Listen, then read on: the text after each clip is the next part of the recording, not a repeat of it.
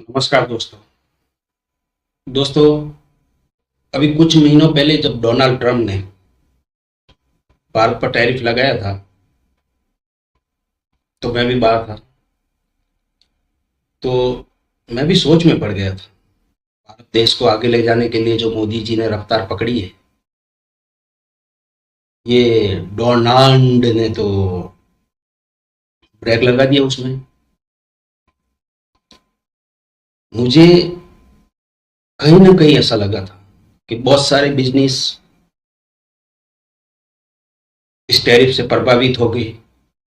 इस टैरिफ का बुरा असर पड़ेगा। लेकिन हमारे मोटा भाई और मोदी पर मुझे पूरा विश्वास था। इनका दिमाग नींद में भी चलते रहता है।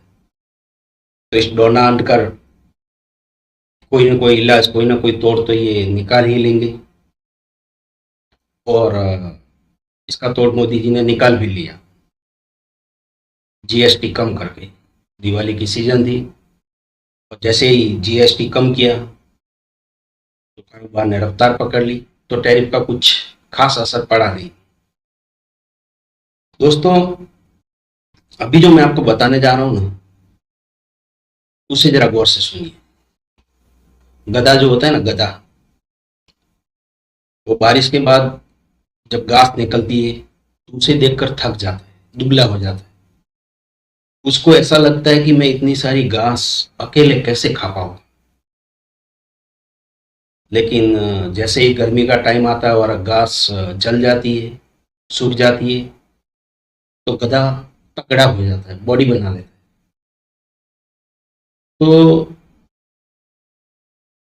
हमारा सहीता देश, हमसे प्यार करने वाला देश पाकिस्तान, बेपनाह मोहब्बत करने वाला, वहां पे भी कुछ लोग सूख गए थे।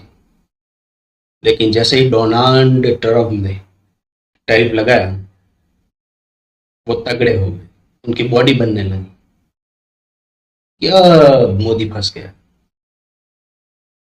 लेकिन पाकिस्तान को ये पता नहीं, ये भारत है, झुकेगा नहीं सारा। अब वो अच्छी खासी बॉडी बना रहे थे, लेकिन ऐसे में हो गई बारिश और फिर से घास निकलने लगी। जाहिर सी बात है, पाकिस्तानियों को सूखना ही सूखना था। वहां की पब्लिक 20-25% अच्छी है, लेकिन जो सत्ता में बैठे हैं ना, वो इतने कमीने हैं, इतनी घटिया सोच है ना। गली गली में उन्होंने आतंकवाद के कारखाने खोल रखे, और आज वही आतंक उनके गले भी पड़ा हुआ है। तो दोस्तों, इनके बारे में मैं क्या बात करूं। पाकिस्तान एक ऐसा देश है जो खुद की थाली में नहीं देखेगा कि मेरी थाली में कितना खाना है, वो पड़ोसी की थाली में झाकेगा, यार इसकी थाली में इतना सारा खाना। बस तू तेरा ध्यान रख, उसे कोई उठा कर ले गया ना, तो तू खुद भूखा मर जाए। लेकिन इन कंगलों की थाली में से कौन उठा कर लेके जाएगा, इनसे गरीब कौन है बेचारा।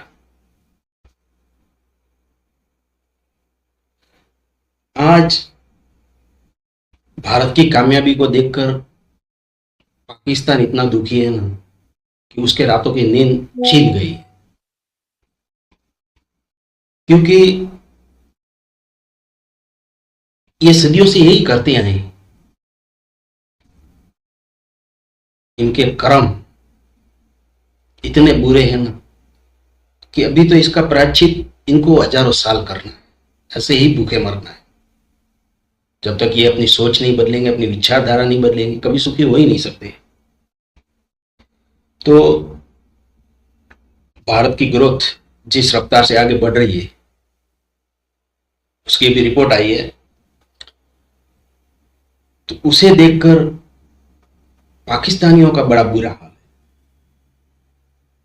और कैसा हाल है, वो मैं आपको एक छोटे से वीडियो में दिखा रहा हूं, और साथ में ये भी दिखा रहा हूं कि पाकिस्तान किस तरह की तरक्की कर रहा है। तो चलिए हम मिलकर देखते हैं इस वीडियो को। मैं मिलता हूं आपको वीडियो के एंड में। प्रोग्राम का आगाज करूंगी आज की पहली खबर के साथ, जो कि अफसोसनाक खबर है। दूसरी तिमाही में भारत की जीडीपी ने जोरदार छलांग मारी है। वाह भाई वाह। भारतीय अर्थव्यवस्था ने बेहतरीन प्रदर्शन करते हुए 8.2% की ग्रोथ हासिल की है, जो 6 तिमाही में सबसे ज्यादा है। बहुत बहुत मुबारकबाद। इंडिया की इकोनॉमी ऐसे जा रही है, हमारी इकोनॉमी का रुख आप लोगों ने यूं कर दिया है। लिखा है कि senate functional committee on human rights की मीटिंग के दौरान additional interior secretary Salman Chaudhry ने बताया कि सऊदी अरब और यूएई ने पाकिस्तानी पासपोर्ट को बैन कर दिया है।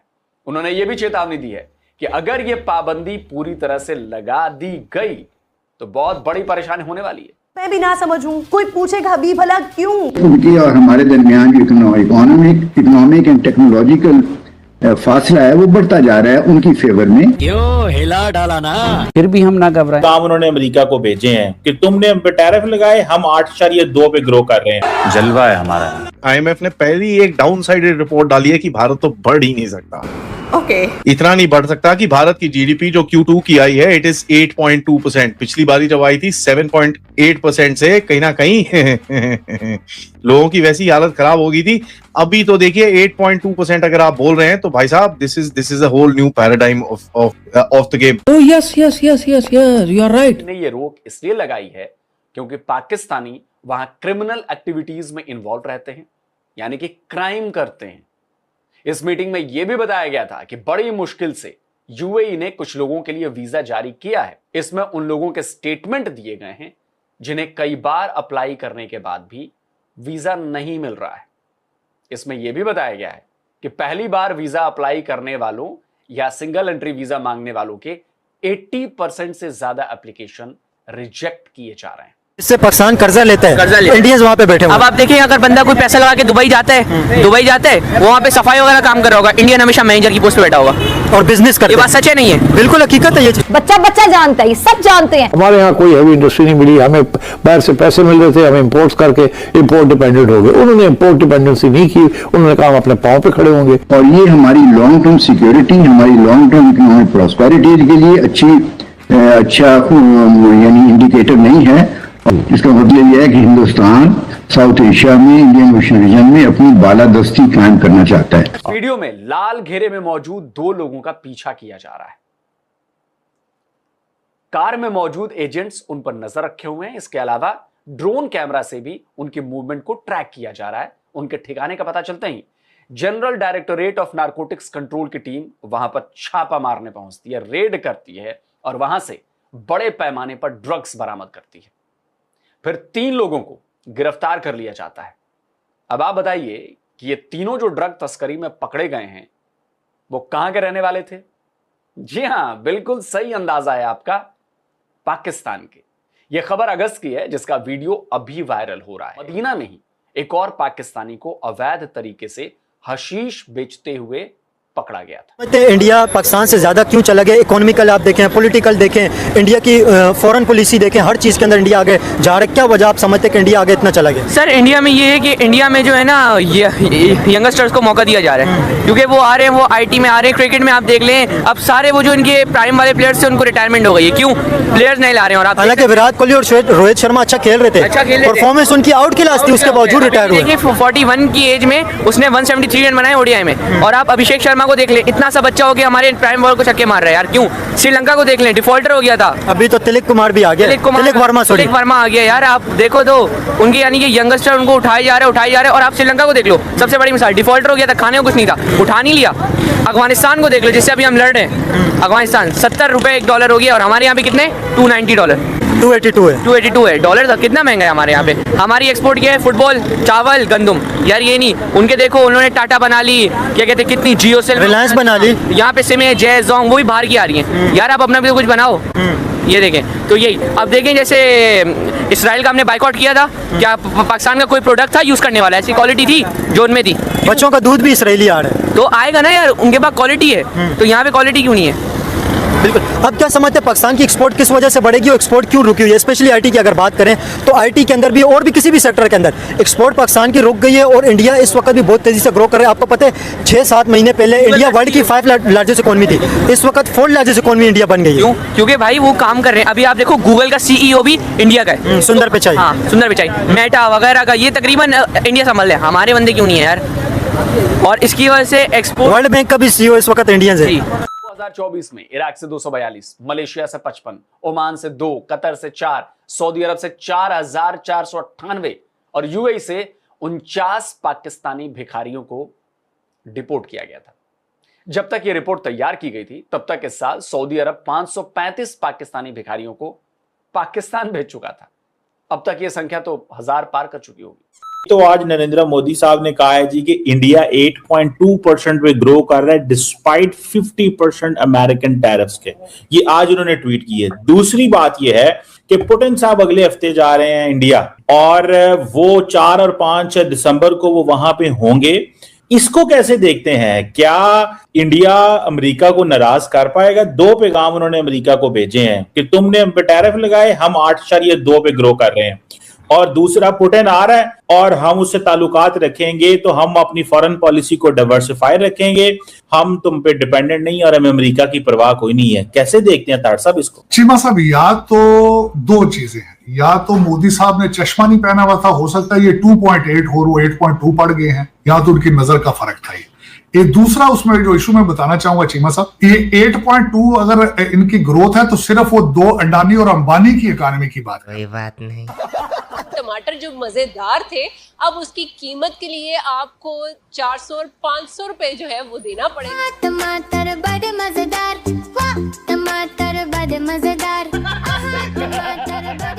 टमाटर बड़े मजेदार। सीमा साहब, ट्रंप को नाराज करने की बात आप कर रहे हैं ना, तो उसे खुश करने के लिए हम उसकी चापलूसी नहीं करते। वो नाराज हो तो खुश हो, हमारे एल से हमें क्या फर्क पड़ता है?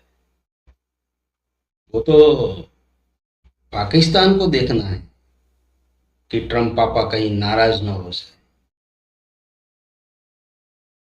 वो तो हमारे लिए उसी दिन नाराज हो गया था जिस दिन उसने हम पे टैरिफ लगाया था। अब वो क्या कर सकता है इससे ज्यादा?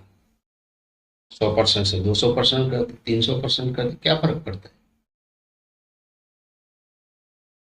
आपकी ये जलन देखकर है ना, हमें बड़ा मजा आता है। भारत आज जो तरक्की कर रहा है ना, ये उसके अच्छे कर्मों का नतीजा है। जीव दया, मानवता, जो पाकिस्तान के शायद कुछ लोगों में हो, लेकिन सरकार में बैठे हुए लोगों के दिल में तो जरा सी भी नहीं है।